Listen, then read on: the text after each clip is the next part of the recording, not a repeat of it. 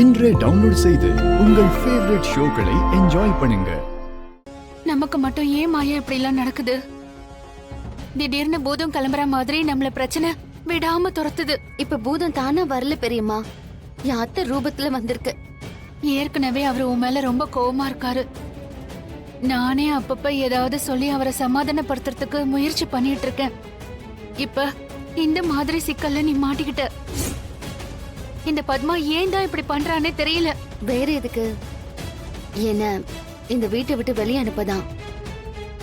நான் கொஞ்சம் ஜாக்கிரதையா இருந்திருக்கணும். இவங்க கோவில்ல இருக்கிறத நான் கவனிக்கல. நீ தனாவோட நல்லதுக்காக தான் சொல்லிருக்கேன்னு அவருக்கும் புரியல. இப்ப ஏன் வக்கீலுக்கு போன் பண்ணிருக்காரு, என்ன செய்ய போறாருன்னு ஒண்ணுமே புரியல. என்ன நடக்கும்னு நினைச்சாலே பயமா இருக்கு மாயா. பயப்படாதீங்க பெரியம்மா, என்ன முடிவு பண்ணிருக்காருன்னு முதல்ல பார்க்கலாம். வணக்கம் சார். வணக்கம், உட்காருங்க. அகில் சார் உட்காருங்க. ரகு, இப்ப எதுக்காக வக்கீல வர சொல்லியிருக்க? நியாயப்படி இவ பண்ண வேலைக்கு போலீஸ தான் வர சொல்லியிருக்கணும். பத்மா, வாயை மூடிட்டு இருக்கியா? அண்ணா, எதுக்குண்ணே இப்ப திடீர்னு வக்கீல் சார் எல்லாம் வர சொல்லியிருக்கீங்க? இத்தனை நாளா நான் நிறைய விஷயத்துல பொறுமையா இருந்துட்டேன். அதுவும் இவ பண்ணிருக்கிற விஷயத்துக்கு நான் ரொம்பவே அமைதியா இருந்துட்டேன். அது இன்னும் இவளுக்கு வசதியா போய் அவளுக்கு என்ன தோணுதோ அது எல்லாத்தையும் பண்ணிருக்கா. இவளால குடும்பம் மானம் மரியாதை எல்லாம் போகும்போதும் நான் அமைதியா இருந்தேன். என் பொண்ணு வெளியே போறதுக்கும் இவதான் காரணமா இருந்திருக்கா. எத்தனையோ பேர் என்ன நேருக்கு நேர் எதிர்த்து நின்னு தோக்கடிக்க முடியாம அவங்க தோத்து போயிருக்காங்க. என் முதுகுல குத்த நிறைய பேர் வந்தாலும் அவங்கள நான் எதிர்த்து நின்னு இருக்கேன். ஆனா இவ ஆசோங்கிற ஆயுதத்தை கையில எடுத்து என் நெஞ்சில குத்திருக்கா. என்னடி வாயை மூடிட்டு அப்படியே நிக்கிற? நீ தானே தனா கிட்ட அப்படி கேட்க சொன்ன? ஆமா, அது நான். இதோ அவளே ஒத்துக்கிட்டாளே. அத்தை, நான் ஏன் அப்படி? தெரியும்டி, அண்ணன் கிட்ட இருந்து தனாவை பிரிக்கணும் அதானே? அவளை பேச விடாம நீயா ஏதாவது சொல்லாத. அண்ணி, உங்க பொண்ணு உங்க கிட்ட இருந்து அவ பிரிச்சிருக்கா. அது தெரியாம நீங்களும் அவளுக்காக பேசிட்டு இருக்கீங்க.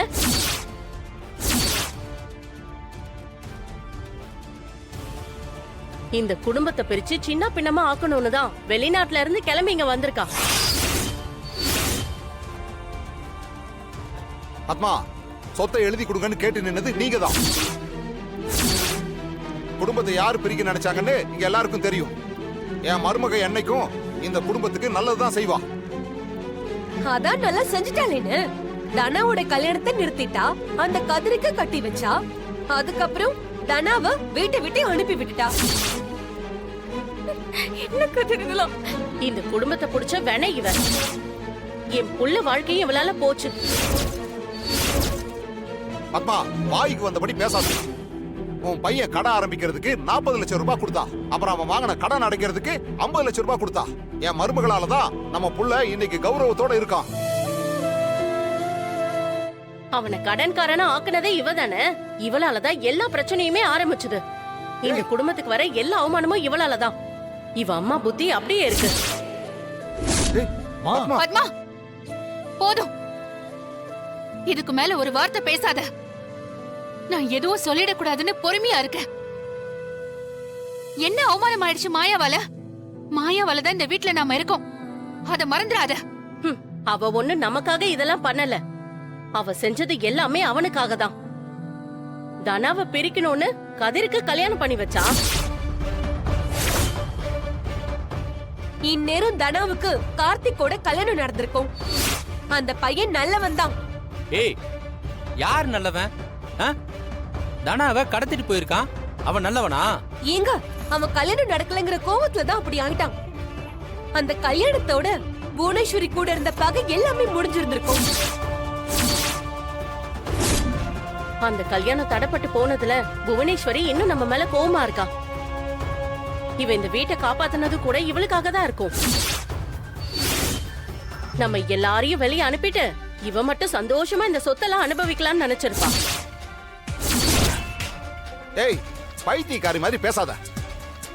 அமெரிக்கால மாயாக்கு இல்லாத சொத்தாடி அது எல்லாத்தையும் விட்டுட்டு ஏன் அவ இங்க வந்து இருக்கா?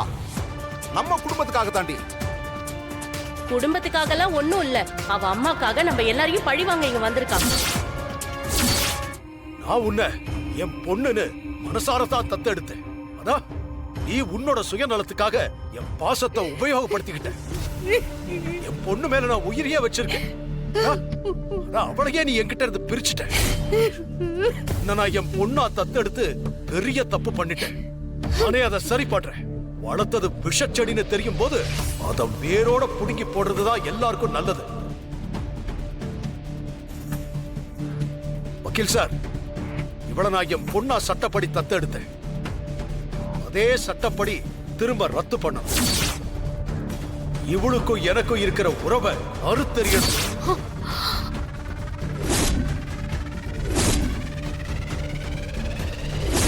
வக்கீல் சார், நான் சொன்னதை செய்ய நீங்க ஏற்பாடு பண்ணுங்க. சரிங்க சார். இது எல்லா ப்ராசஸும் முடிய ஒரு 6 மாசம் கூட ஆயிடும். எவ்வளவு சீக்கிரம் முடியுமோ அவ்வளவு சீக்கிரத்துல பண்ணிடுங்க. சரிங்க சார். இவளுக்கும் எனக்கும் இனி எந்த உறவும் இருக்கக்கூடாது.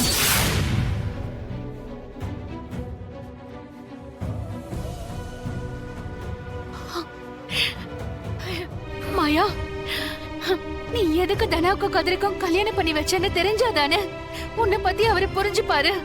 வேண்டாம் பெரியம்மா. அப்புறம் தானா கார்த்திக லவ் பண்ணது, வெளியில போய் தங்குனது,